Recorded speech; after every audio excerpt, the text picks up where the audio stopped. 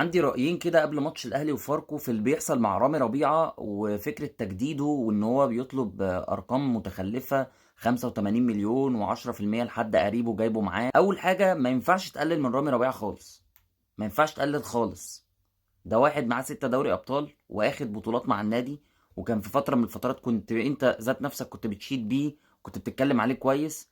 فما يجيش في أواخر أيامه أكيد مستواه هينزل تتكلم عليه بالطريقة دي. للناس بقى اللي بتقول وبتقارن الصفقة دي بصفقة زيزو وما تدفع له يا عم، ما انت دفعت لزيزو. هو انت يا زكي هتقارن رامي ربيعة بزيزو؟ يعني انت هتقارن رامي ربيعة بزيزو؟ هتقارن رامي ربيعة اللي هو خلاص في اواخر ايامه مش هيديك حاجة يعني مش هيديك حاجة تاني، مش هيديك مستوى لعيب عنده مثلا 23 سنة يا سيدي، بلاش 20 سنة، وتقارنه بزيزو؟ مش هينفع تقارنه بزيزو طبعا. فانا ادفع لزيزو 200 مليون وما ادفعش لرامي ربيعه 85 مليون ولا 50 على فكره، لان انا لو دفعت لرامي ربيعه الرقم دوت يبقى هيقف عليا بخساره، ان الاداء اللي انا هستناه من زيزو مش هيجي لي من رامي ربيعه. ده بيعمل حاجه وده بيعمل حاجه تانية، فانا اولى اوفر الفلوس دي، وهي دي الاداره. لكن برضو مش مع انك انت تقلل من رامي ربيعه. ده واحد معاه 6 دوري ابطال افريقيا، في انديه معهاش غير 5 بس. فكر وما تبقاش عمال تردد زي القطيع.